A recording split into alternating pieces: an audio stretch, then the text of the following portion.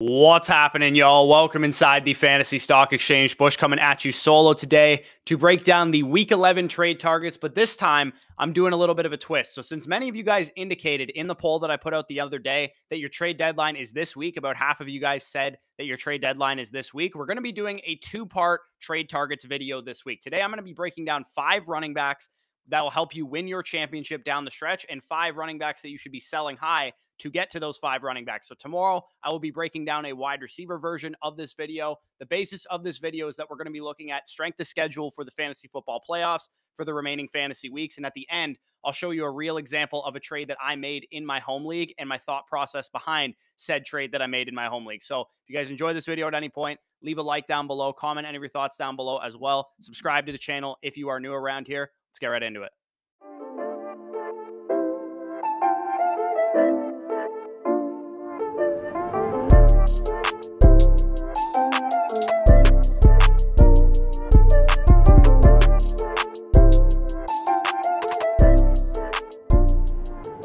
Okay, so as you guys know, I've been breaking down these matchup charts. Me and Danny both have been breaking down these matchup charts all season for the wide receiver and for the running back position. But now we finally have some tangible and projectable data for the rest of the year. Because we have 10 weeks of games being played already, we have a legitimate sample size saying these defenses are bad, these defenses are good against this position, etc. So I thought about taking this video a number of different directions, but this is how I'm going to do it. And if you want to just skip ahead to the players that were buying low, 5 players that were selling high, go ahead and do that in the timestamps along the scroll bar. But definitely, I encourage you to listen to this part of the video as well. This is the metric that my model uses. Basically, it's a combination of 3 factors from 3 different sources, so it should give you a holistic view of a position group. So the first factor is rank and adjusted fantasy points allowed to the running back position. This is a metric by draftsharks.com where I used to write articles for last year. Basically, this accounts for strength of schedule included. So if a running defense basically allows a huge game to Jonathan Taylor, that should be weighted less because it's Jonathan Taylor than a run defense that allows a huge game to Darrell Henderson, for example. So that's kind of the first metric that I use, and that is 50% of the weighted average.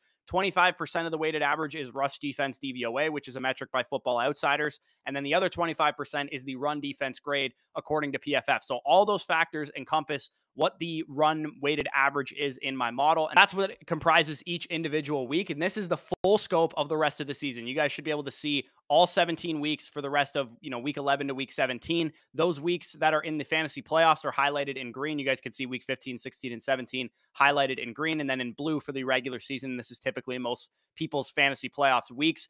Here's the table just isolated by playoff schedule. If you guys were curious as well, these are just the week 15 to 17 matchups, and they are sorted by playoff schedule. So if that was too confusing, if you guys weren't able to follow that, I created a tier list based specifically on strength of schedule. So in this tier list, I basically put guys with, a cupcake schedule, an easy schedule, a schedule that's more neutral, about middle of the road, more difficult schedules, and then basically terrible schedules that are going to be very difficult for people to overcome. And I created this tier list. This is not me ranking the players rest of the season. It is just based on their strength of schedule. You guys can see some of the easy playoff schedules there. Derrick Henry, Darrell Henderson, David Montgomery, Alvin Kamara, Rachaad White, Leonard Fournette, Najee Harris, the Lions running backs, etc. there. And then some of the more difficult schedules are, Austin Ekeler, Aaron Jones, A.J. Dillon, Josh Jacobs, and Saquon Barkley. So basically, this should give you a better visual of what guys have easy schedules and what guys have more difficult schedules. So that was kind of the explanation side of things. Now let's get into 5 running backs that we are buying rest of the season with their strength of schedule in mind.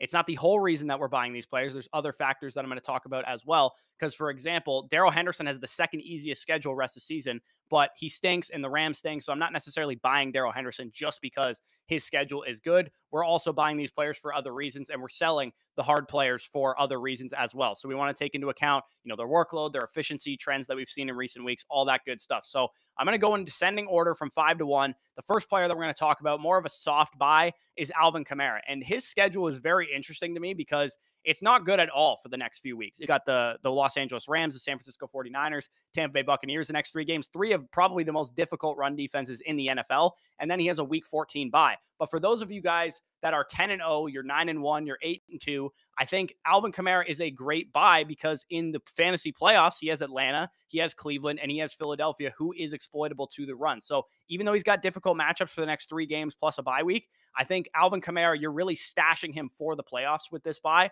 The other factor to consider, though, is that Alvin Kamara is 27 years old. He's got a lot of touches under his belt. It's a long, grueling season, so the running back position is generally a young man's game, and usually we see young running backs outweigh, veteran running backs down the stretch, rookie running backs especially. So with Alvin Kamara, he's only a soft buy for me with that risk in mind, but he does have a very, very favorable playoff schedule, so he was worth mentioning nonetheless. Number 4, we have Rachaad White, and I guess you also could group in Leonard Fournette as well because they're both on the same team and they have the same schedule. But if we're talking late season league winners, rookie running backs have notoriously been good investments to make. You guys can see, as I kind of just talked about with Kamara, rookie running backs tend to scale production as the season goes along, whereas veteran running backs usually stay about stagnant and sometimes even fall off as the season goes along because they wear down. And we've seen that in recent years. Leonard Fournette, for example, wore down as the season went along last year. Dalvin Cook, same thing. Tampa Bay Buccaneers just had the most productive rushing game of the season. And to be honest, it's not a coincidence that Rachaad White was the catalyst for that rushing day. There was whispers of Rachaad White taking over this prior to the week. Then he started the game. He rushed for 100 yards. And former head coach Bruce Arians, who's obviously still very connected with the team and with the coaching staff, he comped him to Edgerrin James. He thinks he's, it's only a matter of time before he takes over this full workload. We've heard whispers like this throughout the entire duration. We have the bye week coming up. We know the post-bye rookie bump is a legitimate thing for running backs. If anybody has the tiniest shred of doubt in their minds that Leonard Fournette's going to hold on to this workload and it's not going to be Rachaad White who leads this backfield down the stretch, take advantage. He's going to win people leagues with the schedule that he has. You guys can see after the bye this week, he has an easy matchup against Cleveland. He then has the New England Patriots, San Francisco 49ers, a tough matchup, but then he has the Bengals, Cardinals, and Carolina Panthers during the fantasy football playoffs. A lot of things aligning for Rachaad White to be great down the stretch. Another guy that has a lot of things aligning to be great down the stretch is David Montgomery, because it seems like for the 3rd straight year, we're about to get David Montgomery winning people leagues, because last year he was the RB3 in fantasy playoffs, and the year before he was the RB2 in the fantasy playoffs, only behind the 6 touchdown performance of Alvin Kamara. So what we have with David Montgomery is a guy that is everything is breaking right for it. Did I mention that Khalil Herbert was also put on IR? Because that's a big time factor in this. Khalil Herbert has been eating into David Montgomery's workload all year. He's just as talented, if not maybe even a little bit more talented than David Montgomery. So the fact that he's going to be on the mend means we're going to get workhorse usage out of David Montgomery. And we have Justin Fields playing at a high level right now. He's playing like a top 5 to 10 quarterback in the league. It's setting up so perfectly for Montgomery to resume his workhorse role from previous years. He gets Atlanta, he gets Green Bay, Philadelphia, and Buffalo, who are good defenses, but they are exploitable via the run, and the Detroit Lions in the final week during the fantasy playoffs. Some of these defenses are tougher, like I said, but they can be exploited on the ground. So another guy that I think is an awesome, awesome trade target is Derrick Henry, who is my number 2 trade target right now. Derrick Henry, I don't really have to say anything about Derrick Henry's workload. We know he's a workhorse running back. We know the Titans are starting to get healthier at wide receiver too, with Treylon Burks coming back, which will help the offense overall. Derrick Henry is the engine in this offense. He has one of the easiest schedules I've ever seen, the easiest according to my matchup chart. Only the Dallas Cowboys, who he does have in the fantasy championship, are a difficult matchup for him. The rest of these matchups, Green Bay, Cincinnati, Philadelphia, Jacksonville, Los Angeles Chargers, Houston Texans, these matchups are absolutely cupcakes for Derrick Henry. He is easily, if you're going to buy an elite running back right now to push for the fantasy championship, the best guy to go after. And finally, my number 1 trade target for the running back position based on rest of season schedule and a number of other factors for this guy is DeAndre Swift. And I actually personally made a trade to go out and acquire DeAndre Swift, which I will document at the end of the video. But this one is going to take some onions to go out and trade for, because DeAndre Swift has not been great this year. But here's why I have hope. Despite his bad usage, which you guys can see on the screen, 54%, 16%, and 31% of the snaps in the last 3 games, he was off the injury report for the first time since week 1 last week. And I know it didn't materialize into a huge fantasy performance, but we could be seeing the ramp up that we wanted to see out of DeAndre Swift, where he starts to get more and more involved, more and more touches, gets his old workload back. He starts running routes, getting targets, and all that good stuff that we love about DeAndre Swift. He has a 22% targets per route run on the season. Number 2, we have Swift, who is an elite talent, which is usually a smart bet to make. And if you made that bet 2 weeks ago on Jonathan Taylor when I told you to buy low on him, then you'd be reaping the rewards right now as well. And he, like I said, he gets elite pass catching work when he's on the field. He has fresh legs because he hasn't been running a lot of snaps this year. because he's been dealing with the ankle and shoulder injuries. Number three, as you can see, he has a very favorable schedule, especially during the money weeks of the fantasy championship. He has Carolina and Chicago in week 16 and in week 17, which are both top 10 matchups for the fantasy running back position, according to my model. And number four, this offense should improve. They just activated DJ Chark off of IR. Jameson Williams should be probably back at some point, at least for the fantasy playoffs at the very latest. Fantasy football is a game of range of outcomes, right? We don't know what's going to happen. If everything aligns correctly for DeAndre Swift, where he can win his workload back now healthy, this is a swing that I'm taking right now because it's something that a lot of people will not be willing to take. It's an uncertainty avoidance factor. We as human beings don't like uncertainty. We try and steer away from it.